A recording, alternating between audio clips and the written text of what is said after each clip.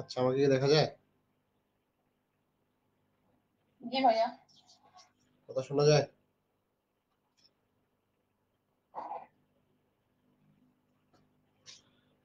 কোনো সমস্যা আছে?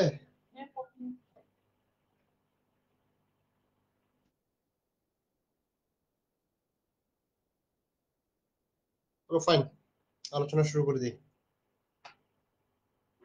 আজকে আমরা কি আলোচনা করব? বায়োগ্রাফিয়া? ভাইয়া ওইটার ওই পার্ট বি। না, পার্ট বি না।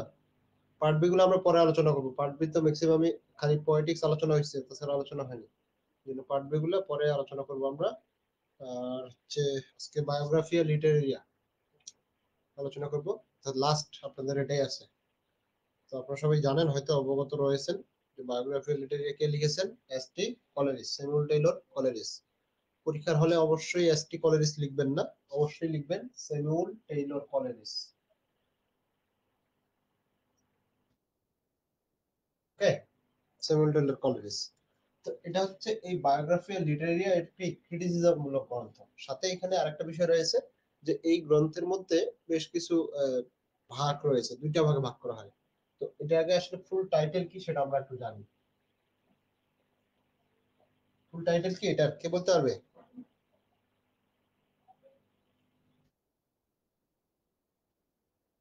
Biographical sketches of my literary life and opinions. Biographia Literaria or biographical sketches.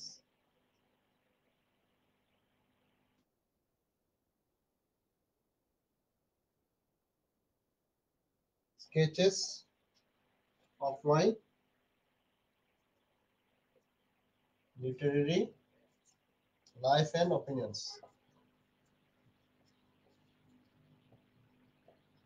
এটা হচ্ছে কি এটার ফুল টাইটেল, অর্থাৎ এই যে বায়োগ্রাফিক্যাল লিটারেরি আমরা পড়তেছি আমাদের টেক্সটে ইনক্লুড রয়েছে, এটা হচ্ছে কি তার ফুল টাইটেল। বুঝতে পারছেন? এটা আসলে মূলত এখানে যে বিষয়টিকে তুলে ধরা হয়েছে, এই বায়োগ্রাফি লিটারেরিয়া, এখানে বেশ কিছু চ্যাপ্টার রয়েছে, মোটামুটি 24টার মতো চ্যাপ্টার রয়েছে। আমি ক্লাসে 23টার কথা বলছিলাম কোনো সময়।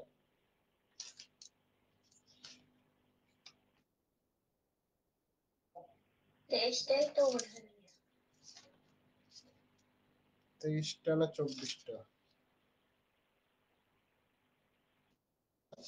জি, 23টার কথা বলছিলাম হয়তো। 23টা চ্যাপ্টার রয়েছে। কয়টা?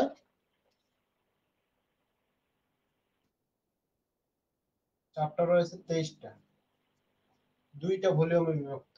Two volume, two volumes. কয়টা ভলিউমে বিভক্ত? মানে দুইটা পার্টে বিভক্ত। অর্থাৎ এখানে মূলত যে বিষয়টা আছে, ফার্স্ট পার্টে একটা বিষয় রয়েছে, সেকেন্ড পার্টে একটা বিষয় রয়েছে। অর্থাৎ এইরকম বিষয়টা, এটা কি একই সাথে বলতেছে অটোবায়োগ্রাফিক্যাল ওয়ার্ক এন্ড একই সাথে বলতেছে এটা হচ্ছে ক্রিটিসিজম। বুঝতে পারছেন কি বলছি? যে একই সাথে বলতেছে এটাকে কি অটোবায়োগ্রাফিক্যাল একটা ওয়ার্ক, অটোবায়োগ্রাফিক্যাল একটা ওয়ার্ক, একই সাথে লিটারেরি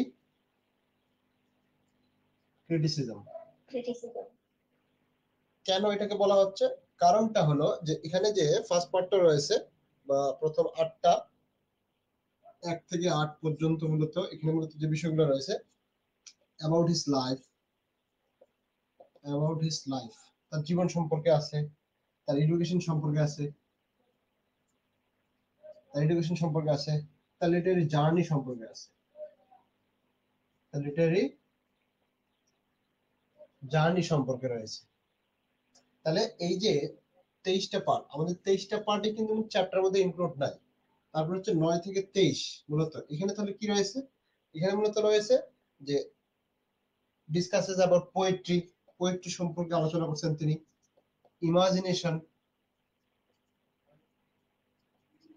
তার হচ্ছে ক্রিটিসিজম,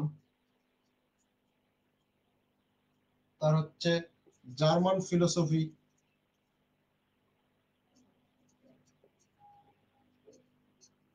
এই বিষয়গুলো আলোচনা হয়েছে। এখন আমাদের আচ্ছা, এটা প্রকাশ হয় কত সালে এটা তো আমাদের জানা দরকার। এটা পাবলিশড হয়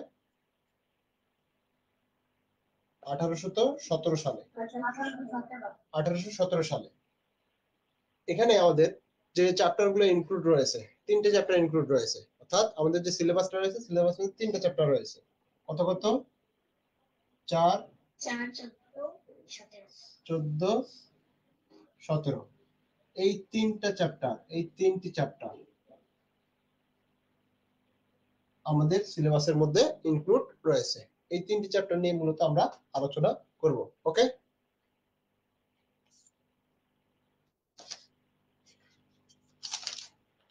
কথা কি বোঝা গেছে নাকি বোঝা যায়নি? কোন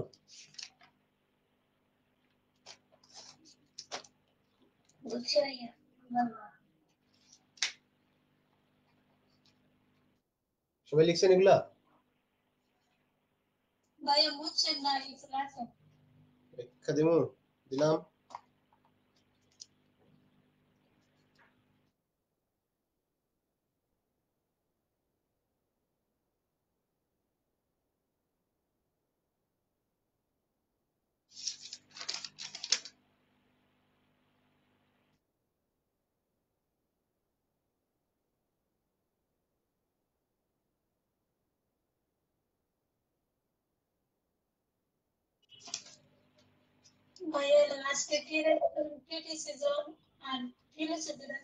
জার্মান ফিলোসফি, জার্মান।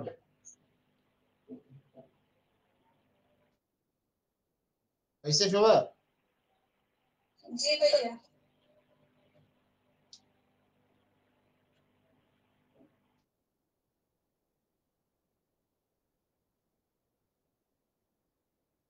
খুব ইজি ইজি কোশ্চেন গুলো হয় এখান থেকে, খুব ইজি ইজি কোশ্চেন হয়। আপনাদের যে ক্রিটিসিজম গুলো আছে প্রত্যেকটাই খুবই ইজি, এবং ইজি ইজি কোশ্চেন গুলো সব হবে। আচ্ছা, আমরা যেটা আলোচনা করব আসলে এটা লেখার উদ্দেশ্যটা আসলে মূলত কি, purpose.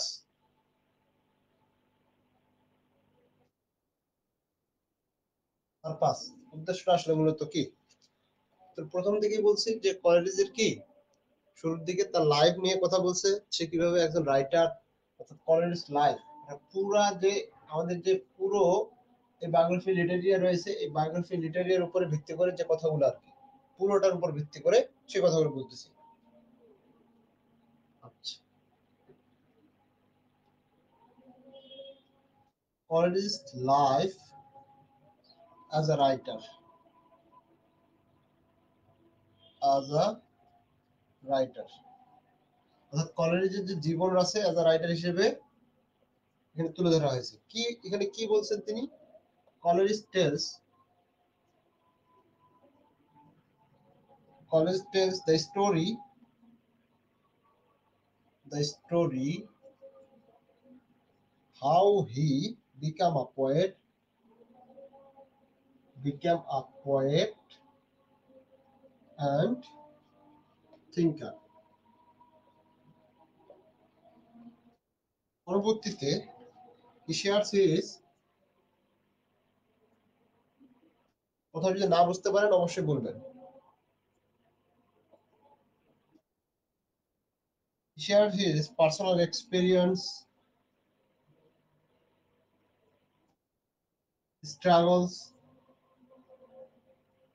struggles and how he developed his ideas about poetry.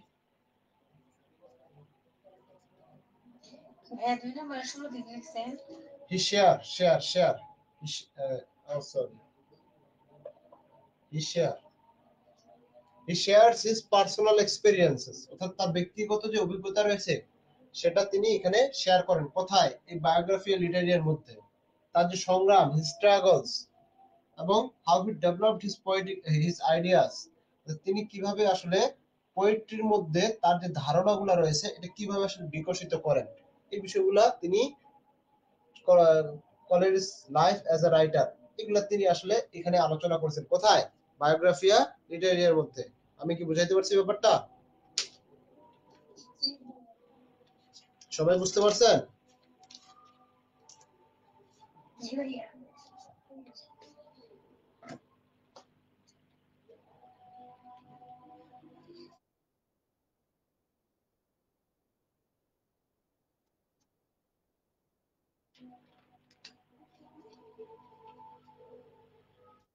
His ideas on poetry. পোয়েট্রির মধ্যে তার যে ধারণাগুলো ছিল সেগুলো কি কিরকম ছিল? He explained, মানে এগুলো বলার উদ্দেশ্য হচ্ছে কি আপনার পড়তে বুঝতে যাতে খুব সহজ হয় পরবর্তীতে, এই কারণে লিখে দেওয়া। He explains what makes poetry. He explains what makes poetry special and beautiful. Special and beautiful. অর্থাৎ তিনি কি ব্যাখ্যা করেন? He explains what makes poetry special and beautiful. তিনি ব্যাখ্যা করেন যে আসলে কোন জিনিসটা পোয়েট্রিকে খুবই স্পেশাল করে তোলে এবং সুন্দর করে তোলে। ক্লিয়ার?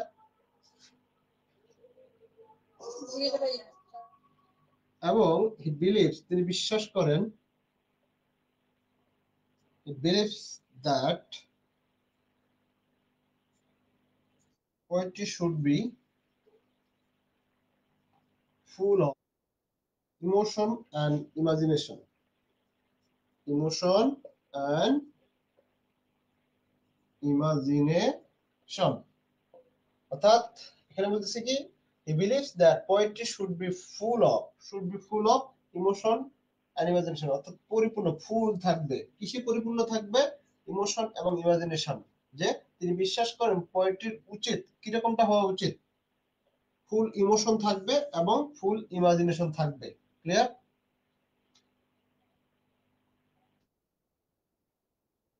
জি ভাইয়া। Literary criticism.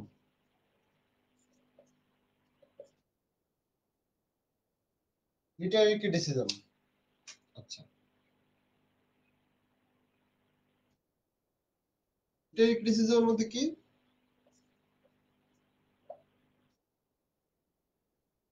Always studies and judge different poets.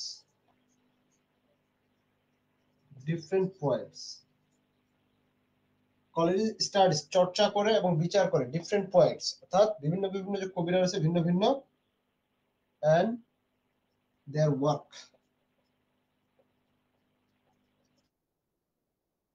এবং এখানে মূলত তিনি শুধুমাত্র তার কথা না, তার ব্যতীতও অন্য যে কবি সাহিত্যিকরা রয়েছে তাদের যে কাজগুলো রয়েছে সেগুলো নিয়ে বিচার বিশ্লেষণ করেন বা দেখেন। এগুলা ক্লিয়ার? তার মধ্যে কি উইলিয়াম ওয়ার্ডসওয়ার্থও রয়েছে। বোঝা গেছে?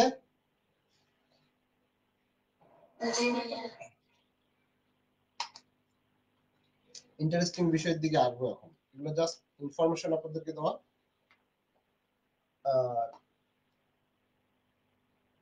Friendship with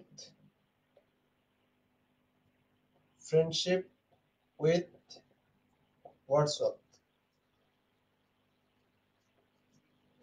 friendship with Wordsworth, কারণ কি তারা হচ্ছে গুড ফ্রেন্ড। কি? They are good friends. Good friends and work. আপনারা ফুল লিখে দিতে পারেন, they are good friends, they were good friends and worked together. কারণ আমরা জানি কি লিরিক্যাল ব্যালেন্স, তারা দুইজন মিলে একই সাথে কাজ করছে, তার মানে তাদের মধ্যে যদি ভালো একটা সম্পর্ক না থাকতো তাহলে কিন্তু এই কাজটা হইতো না বা সম্ভব হইতো না। হইতো? না ভাইয়া। আমরা এখানে আরেকটা জিনিস দেখতে পাবো, সেই জিনিসটা কি? এখানে কিন্তু হি প্রেইসেস, এটা লিখতে হবে প্রেইসেস। প্রেইসেস বলতে কি প্রশংসা করা, তাই না? জি ভাইয়া। ওয়ার্ডসওয়ার্থ পোয়েট্রি, তিনি ওয়ার্ডসওয়ার্থের পোয়েট্রিকে কি করেন? প্রশংসা করেন। লিরিক্যাল ব্যালেন্সের যে 9 থেকে 10টা কবিতা রয়েছে তার প্রশংসা করেন কে? রিলিকার মার্কসের যে 9 থেকে 10টা কবিতা রয়েছে, সেই 9-10টা কবিতা মানে প্রথম 9-10টা কবিতা তিনি প্রশংসা করেন। কে? এসটি কলেরিস। বাট অলসো তিনি কি শুধু তার প্রশংসাই করেছেন আর কিছু করেন নাই? পয়েন্টস আউট, কি পয়েন্ট আউট করেন? সাম অফ হিজ মিস্টেকস, তাই তো?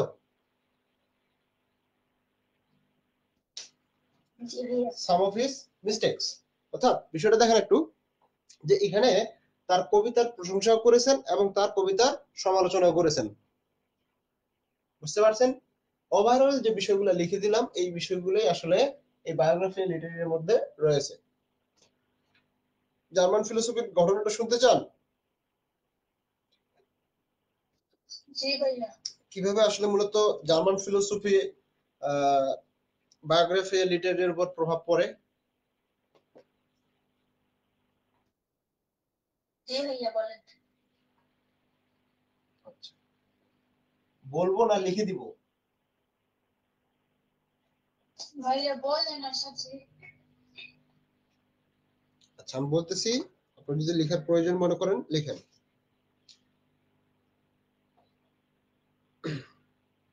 আচ্ছা, মূলত এখানে এই জার্মান ফিলোসফি বায়োগ্রাফি লিটারেচার একটা ব্যাপক প্রভাব খাটায় বা ব্যাপক প্রভাব পড়ে এখানে, কেননা এখানে লিখে দিই, হ্যাঁ। আচ্ছা ভাইয়া। How German philosophy influenced biographia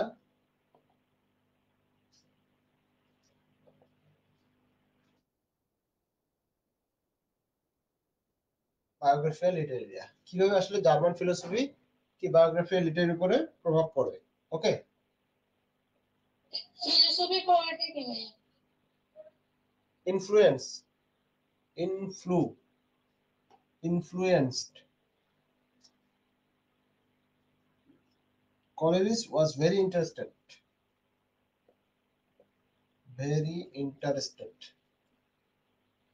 in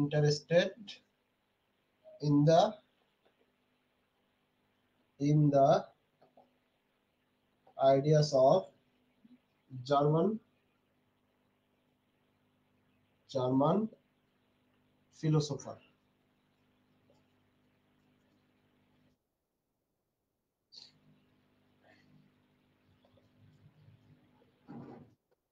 He studied সে পড়াশোনা করছিল ফেমাস জার্মান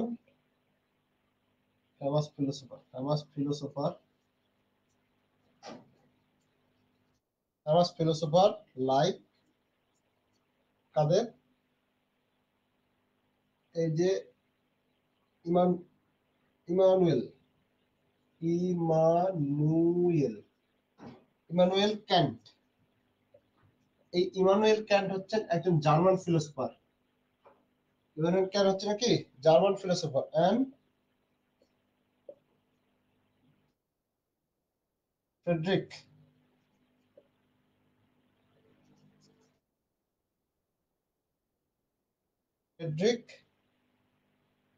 ক্যালিং,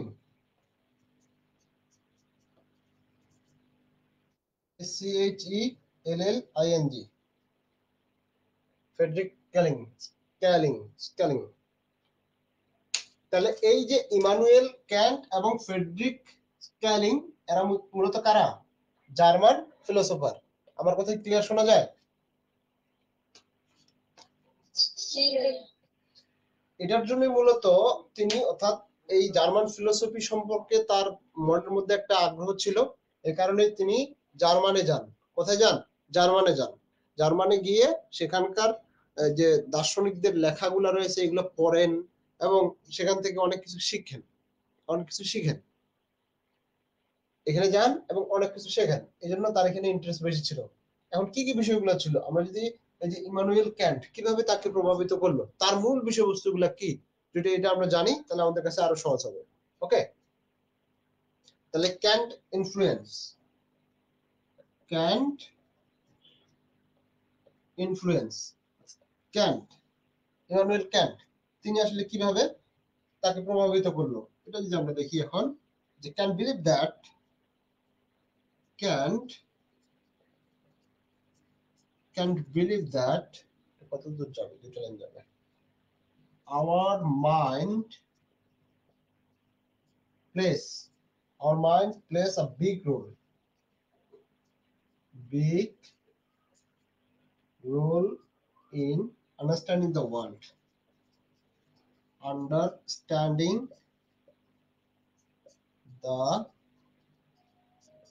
world। কি বলছি এখানে, ক্যান বিলিভ দ্যাট, ক্যান বিশ্বাস করে যে our mind plays a big role, আমাদের মনটা একটা বিশাল বড় রোল প্লে করে, একটা গুরুত্বপূর্ণ রোল প্লে করে ইন আন্ডারস্ট্যান্ডিং দ্য ওয়ার্ল্ড, এই পৃথিবীটাকে বুঝতে আমাদের মনটা একটা খুবই গুরুত্বপূর্ণ কি রোল প্লে করে। এটা কি বোঝা গেছে নাকি বুঝতে সমস্যা হচ্ছে?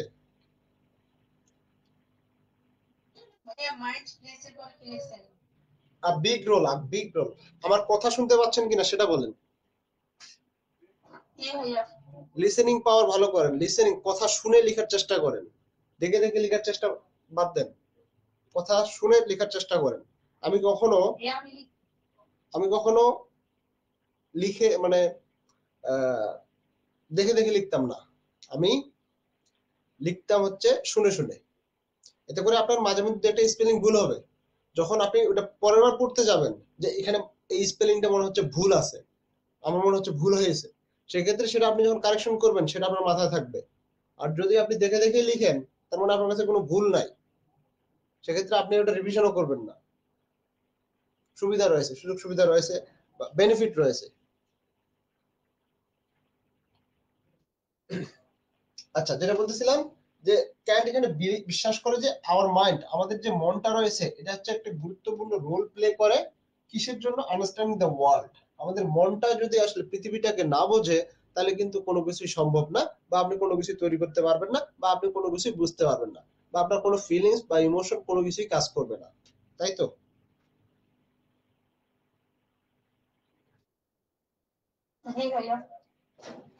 এই জন্য কলেরিস এখানে মূলত এই যে আইডিয়াটা রয়েছে এই আইডিয়াটাকে কি করেন, এই আইডিয়াটাকে এক্সপ্লেইন করেন, এই আইডিয়াটা এক্সপ্লেইন করেন। তিনি মনে করেন যে আসলে পোয়েট্রি যে রয়েছে কোনো কিছু থেকে আপনি কপি করে নেবেন জাস্ট, সেটা আসলে পোয়েট্রি নয়। কোনো কোনো জায়গা থেকে কোনো কিছু কপি করে নিলেন, কপি করা তো আমি বুঝি নাকি,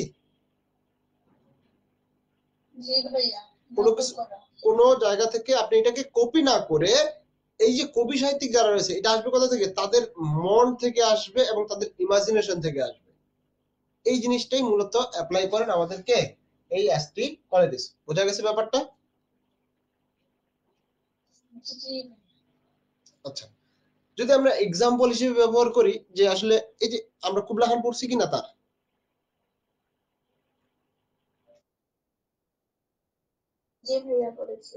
আমরা কুবলা খান পড়েছি। এখানে কিন্তু আরেকটা জিনিস মাথায় রাখবেন, আমি যে এক্সাম্পলটা দিব এটা মাথায় রাখবেন, যে এই যে কুবলা খান পড়েছি, কুবলা খানের মধ্যে তিনি যে জায়গাগুলোর নাম মেনশন করছেন বা যে জায়গাগুলোকে দেখিয়েছেন এটা কি পৃথিবীর মধ্যে বিদ্যমান নাকি ইমাজিনারি?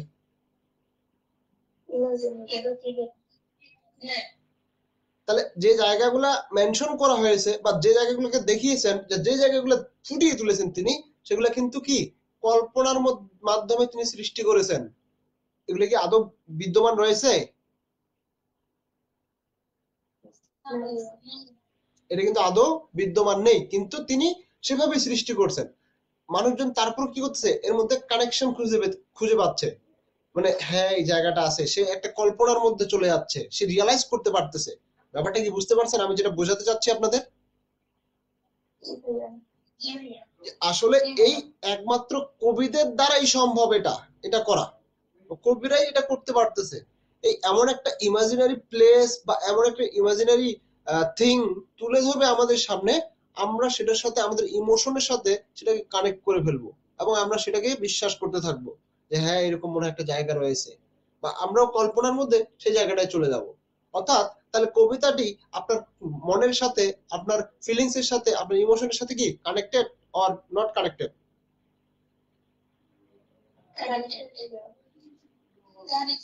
তাহলে কি আমরা বুঝতে পারছি ব্যাপারটা? এখন এই এক্সাম্পলটাই আমি দিব আপনার সামনে, আবার আসবে এই এক্সাম্পলটাই, তখন আবার ক্লিয়ার হবেন। এই জন্য আগে একটু বলে রাখলাম, পরবর্তীতে বুঝতে আরো সহজ হয়।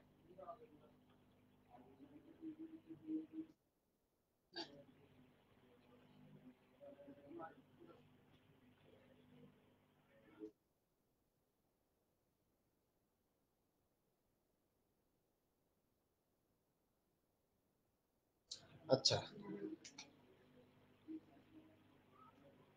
তারপর আরেকজন কে ছিল? ফ্রেডরিক, তাই না?